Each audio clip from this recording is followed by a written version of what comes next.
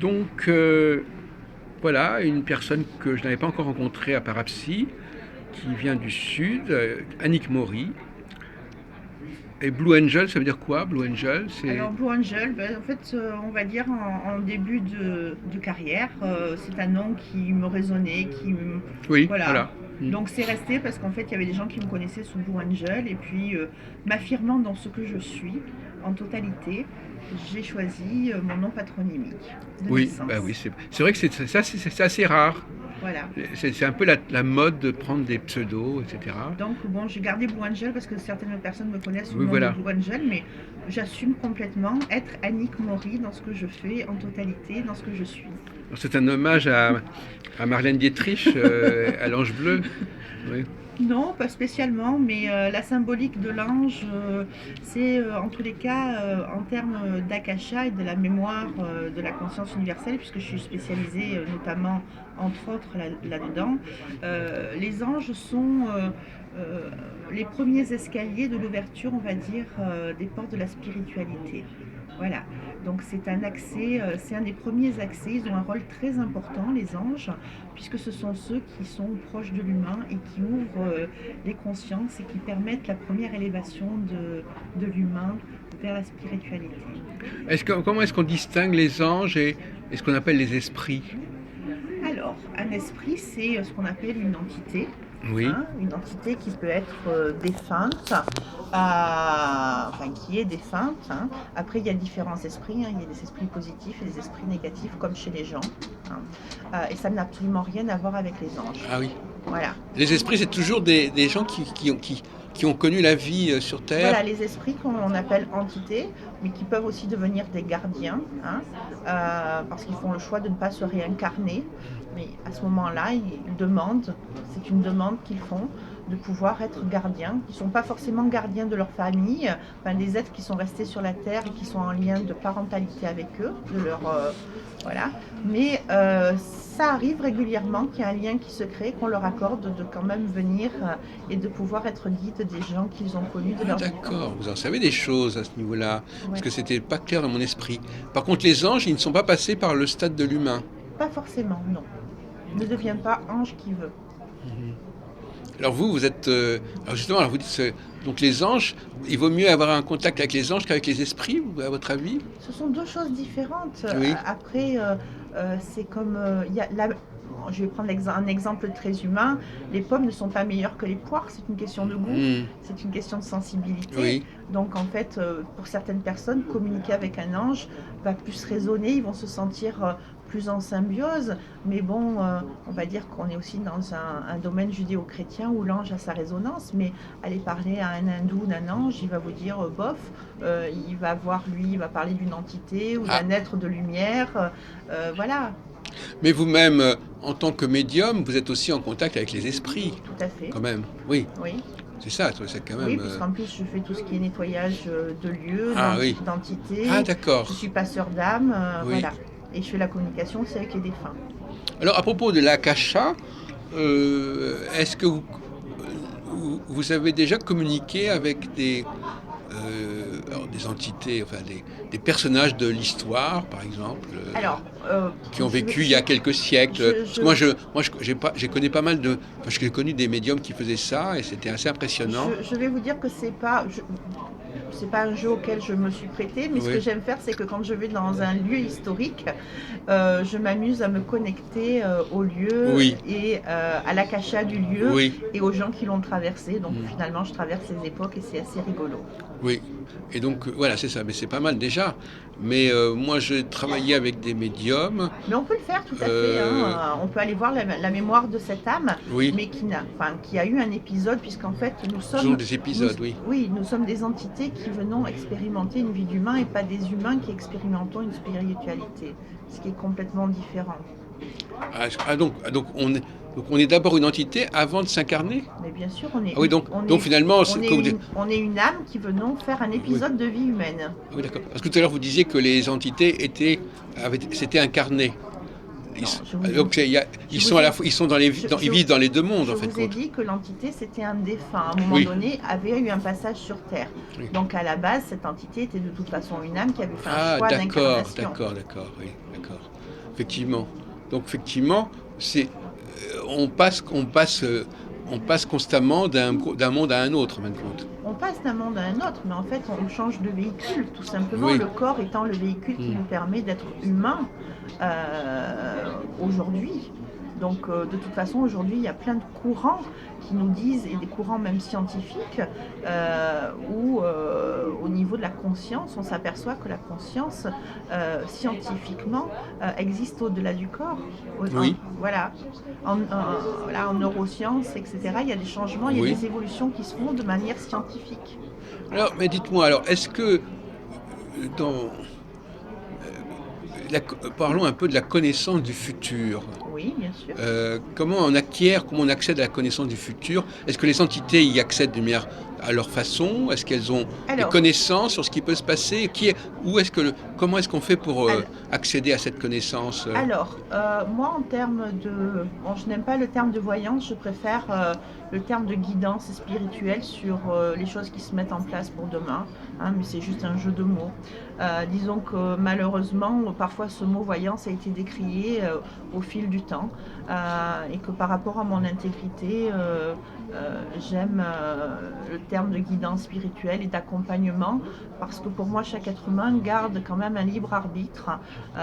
Une voyance permet de faire un baptême d'hélicoptère à 360 degrés sur les choses qui vont se mettre en place sur la vie. Et à partir de là, évidemment, si on voit un mur, on n'est pas débile, on ne va pas taper la tête la première dedans. On va donc se dire que peut-être, déjà, sachant qu'il y a un mur qui arrive, on va réfléchir comment ne pas prendre ce mur, ou comment on va pouvoir l'éviter, ou ralentir, en tous les cas, prendre les choses différemment. Pour répondre à votre question précise sur les entités ou sur les gardiens, effectivement, les gardiens connaissent notre avenir puisqu'ils ont accès à la conscience universelle et au chemin du choix de l'âme. C'est-à-dire que Ah oui. au niveau de l'incarnation, nous faisons un choix de vie,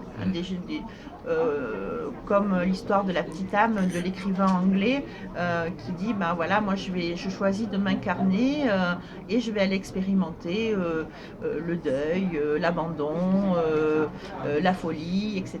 Et elle va rencontrer d'autres âmes qui vont s'incarner avec elle et expérimenter cela avec elle. Sauf qu'on oublie, cela. Tout à fait. En général, jusqu'à l'âge de 6 ans, on garde des perceptions extrasensorielles. Et c'est pour ça aussi que parfois les enfants disent ah ben, j'ai vu quelqu'un mais je ne peux pas le toucher. Ou voilà, les enfants bien souvent jusqu'à 6 ans gardent une mémoire et voient les entités. Pas tous, mais en tous les cas, ils sont de plus en plus nombreux. Et effectivement, au fil du temps, tout s'oublie et on reste dans le monde de la matière et de l'humain. Et donc on va voir le médium pour se remémorer ce qu'on avait déterminé soi-même en quelque sorte. Oui, Enfin, pour se remémorer alors les choses qui ont été fixées oui, lors de l'incarnation. tout à fait. Après, l'akasha, c'est vraiment quelque chose de très précis. Hein. Une lecture akashique permet de savoir pourquoi on a choisi cette famille, ce nom de famille, si on est dans son identité, quel type d'enfant on est, si c'est un enfant voulu, un enfant médicament. Voilà, c'est vraiment comment s'est passée la grossesse, dans quel schéma de famille on arrive, quelles vont être les étapes de vie de la personne. Et on reçoit vraiment des clés pour pouvoir ensuite entamer un chemin personnel, un chemin vers soi, où on va pouvoir utiliser de manière efficace les clés reçues pour pouvoir trouver les bons interlocuteurs qui vont nous aider à déprogrammer ça. Donc dans l'akasha, il y a à la fois ce qui a déjà été vécu et à la fois ce qui a été récemment déterminé et programmé et qui va continuer à jouer pour le futur. Bien sûr, l'akasha, par exemple. L'akasha, c'est pas seulement le passé, en fait. L'akasha, c'est le passé, mais c'est un passé qui peut jouer sur notre vie actuelle. Oui. Tout à fait, puisqu'en fait, à travers l'akasha, on va déterminer quelles sont les options de vie que l'âme a choisies. Oui, oui. À travers le choix de la famille, le choix du nom de famille, de l'absence parfois de parents, d'un beau-père, d'une famille où il y a eu des adultères, où il y a un rapport à l'argent particulier, etc. là, on va vraiment dessiner, entre guillemets, le profil de cette vie, de cette expérience humaine sur Terre. Donc, qui a été vécu déjà en partie par la personne, Oui, puisque qu'elle a un certain âge, donc ce qui lui reste à vivre en quelque sorte. Oui, bien sûr. Mais après, à partir de 18 ans, je reçois les gens et des fois, j'en reçois jusqu'à un âge avancé. Oui, c'est ça, ça n'a pas tout à fait la même signification. Ça n'a pas la même signification, mais il n'y a pas d'âge pour comprendre pourquoi on a choisi ce chemin de vie, recevoir les clés et être en paix avec soi. Non, bien sûr. Mais alors, quand vous rencontrez quelqu'un qui a un certain âge, vous allez lui dire des choses qu'il sait déjà, qu'il a déjà vécues. Bien sûr, mais quand on parle de quelque chose qui a été vécu, mais qu'on relève les éléments importants de cette vie, mais qui n'ont pas forcément été réglés et comprises, à ce moment-là, la personne reçoit vraiment des clés de compréhension pour pouvoir se libérer, déprogrammer ça de manière définitive. Ce qui veut dire que dans sa prochaine incarnation, si elle souhaite se réincarner, elle n'aura pas besoin de revenir avec ses épreuves de vie, puisque ça aura été réglé. Mais vous voulez dire déprogrammer, ça fait sens de déprogrammer ce qui a été programmé? Mais bien sûr, on peut déprogrammer. Mais normalement, cette programmation, elle avait sa raison d'être, cette programmation. Alors, elle avait sa raison d'être, sauf que puisqu'on se rencontre, quelque part, au niveau de l'Akasha, ce rendez-vous était prévu et que vous aviez choisi, tel jour à telle heure, de faire cette déprogrammation et de changer d'orientation de vie. Ah, d'accord. Donc c'était prévu que la personne puisse repenser ce qu'elle va faire. Tout à fait. C'est-à-dire qu'elle se remet dans la peau du moment où elle avait pris cette orientation, et puis elle se donne... Vous venez me voir et que vous me dites, Yannick, voilà, on va faire une lecture akashique. Suite à cette lecture akashique, on décèle, on va dire, un gros problème d'incapacité à se laisser aimer. Hein, voilà. Eh ben, on va faire une déprogrammation karmique et on va faire ce que moi j'appelle un rebirth. Mais c'est pas un rebirth avec une transe, hein, c'est un rebirth où on pose le corps en état de relaxation profonde et où moi je travaille avec l'âme. Hein, je fais remonter l'âme au niveau de la conscience et à ce moment-là, on repart dans le temps jusqu'au moment préalable au moment du choix de l'incarnation. Et on choisit que par exemple, le 7 février à 19h30, ce jour-là, eh ben, on enclenche la déprogrammation de ce schéma, de cette option d'expérience de vie. Parce que Et on en met une autre en place. Ce qui veut dire que la première... on la remet en question quelque part? Oui, la première, ça veut dire qu'on la remet en question, ça veut dire qu'entre guillemets, on l'a comprise, on en a fait le tour. Ah oui, oui. Et qu'on désire s'en libérer totalement pour expérimenter autre chose. Et alors, on va donc décider de ce qui va nous arriver, des choses qu'on va avoir à vivre dans le temps qui nous reste à vivre, en fait. Expérimenter, oui, de toute façon, on est toujours acteur de sa vie, dans le plus comme dans le moins. Par exemple, quelqu'un qui a vécu l'abandon et qui fait le choix de ne plus expérimenter l'abandon, d'accord, mais au contraire, d'être en lien, d'abord en lien avec soi, de s'aimer, de s'ouvrir à l'amour des autres et d'accepter la notion de lien, hein, de deux, de plusieurs, de famille, d'être en lien. Et bien à ce moment-là, on va couper la notion d'abandon, on va se libérer de cette notion d'abandon et on va s'ouvrir, on va mettre en place une ouverture pour pouvoir expérimenter de nouvelles choses. Oui, en effet, alors on est dans des états de conscience modifiés. Oui, mais ce qui est intéressant, c'est que vous prenez le relais de l'instance qui a élaboré le programme au départ. C'est parce que j'en ai l'autorisation, je ne me permettrai jamais. Oui, c'est ça. Voilà, je veux dire, les témoignages sur mon site, c'est pas moi, enfin, ils sont des clients qui sont venus me voir et des expériences qu'ils ont vécues à travers nos séances, et les résultats sont là, ça fonctionne. Donc, si je comprends bien, par exemple, voilà, on avait décidé au départ telle expérience, telle épreuve, on a l'impression qu'on en a fait le tour, et que c'est pas la peine de continuer comme ça et qu'il faut se donner un nouveau objectif, c'est ça? Alors, c'est un peu plus profond que ça quand même, hein. C'est pas aussi facile que ça. Donc je vais repartir sur mon exemple, par exemple, de se laisser aimer ou de ne pas se laisser aimer. Donc quelqu'un qui a vécu jusqu'à présent le non-amour, l'abandon, Ce qu'il avait choisi, plus ou moins. Voilà, puisqu'il a choisi cette famille-là. Supposons que le père a été un géniteur, mais n'a pas été un papa. Donc il y a une notion d'abandon qui est là. Il n'y a pas de lien d'amour qui est présent. Et que cette personne, finalement, ça a toujours été une entrave à sa vie, à son évolution. D'accord ? Donc on va bien regarder le problème en face, parce que c'est important.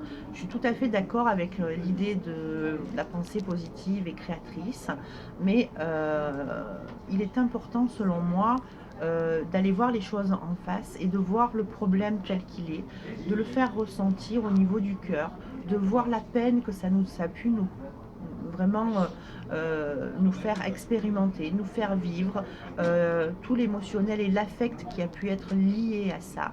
Et une fois que ça c'est vraiment lâché, on va déprogrammer complètement, c'est-à-dire qu'on règle le problème et on le déprogramme. Et à partir de là, la boucle est bouclée et on expérimente autre chose. On peut choisir de se laisser aimer, d'être reconnu. On commence une autre vie, quelque C'est part. ça, c'est une forme de renaissance. Sauf qu'on n'a pas trop de temps pour la vivre, cette nouvelle période. Pas forcément. Quand vous changez une roue de voiture ou une batterie de voiture, elle continue à rouler. Donc, quelque part, ça peut peut-être donner un supplément de temps de vie, quelque part. Alors si... ça, moi, je n'ai pas la maîtrise. Non, mais je veux dire que ça pourrait être un... Bon, bah, effectivement, si la personne s'est relancée à nouveau l'objectif, il faut qu'elle ait quand même le temps d'y arriver. De l'expérimenter. Oui. Donc, ça veut dire qu'elle va être obligée de vivre un certain temps pour que ça se fasse. Oui, après, vous savez, il y a des choses qu'on peut expérimenter. Une histoire d'amour, c'est pas la durée qui compte, c'est l'intensité. Voilà, c'est ça, exactement. On peut vivre une formidable histoire d'amour en une journée et ne rien vivre pendant 10 ans avec quelqu'un. Oui. Non, mais c'est intéressant, votre démarche est intéressante. Depuis le temps que j'interviewe des gens dans ce domaine, j'avais jamais entendu ça. Effectivement, c'est assez intéressant et je pense que vous devriez avoir pas mal de personnes qui, si elles comprennent ce que vous voulez faire. C'est ça, la question, c'est que les gens sont... Mais c'est bien, notre vidéo va permettre justement de sensibiliser. Mais les gens comprennent, hein, vous savez, moi je suis... Ils comprennent le message. Je suis médium, mais je suis aussi, on va dire, derrière, je suis coach de vie intuitive. Oui. Donc je reçois des personnes en consultation pour faire ces déprogrammations individuelles, familiales, transgénérationnelles et karmiques. Est-ce que vous avez des supports pour faire votre travail, Pas du tout. Annick Maury? Pas du tout. Je travaille en canalisation directe et chaque consultation est différente. Parce que chaque être est différent. Et chaque personne qui se présente à moi reçoit les outils dont il a besoin. Et alors, les séances que vous pouvez donner ici, elles doivent durer... Vous pouvez y arriver en une demi-heure, par exemple? Vous savez, moi, je travaille à l'ancienne. Donc, en fait, j'ai pas de compteur, je suis pas un taxi. D'accord. Et je respecte ce que font mes confrères. Mais moi, je fais le choix de ne pas mettre d'heure parce que chaque personne est différente. Oui. Il y a des gens pour qui ça va durer 20 minutes, et puis il y a des gens pour qui ça va durer 35 minutes, et puis il y a des gens pour qui ça va durer 40 minutes. Mais je considère que la personne qui me paye une consultation vient pour recevoir les informations dont elle a besoin. Et donc, dans cette période, bon, disons entre 20 et 40 minutes, la personne, vous allez vous brancher sur elle, en quelque sorte, vous la capter. Tout à fait. Je fais d'abord, donc même au niveau de la santé, je fais un scan complet du corps et les gens sont assez époustouflés de ce qui ressort. Très bien. Voilà. Écoutez, merci beaucoup, c'est très... Avec plaisir. C'est très excitant. Je vous donne mon site peut-être qui est... Oui, donnez-le toujours. De toute façon, on le met, mais mettez-le quand même oralement. Voilà, donc le site c'est Blue, B-L-U-E, trait du 6, Angel, A-N-G-E-L, trait du 6, medium.com. Voilà, de toute façon, c'est indiqué.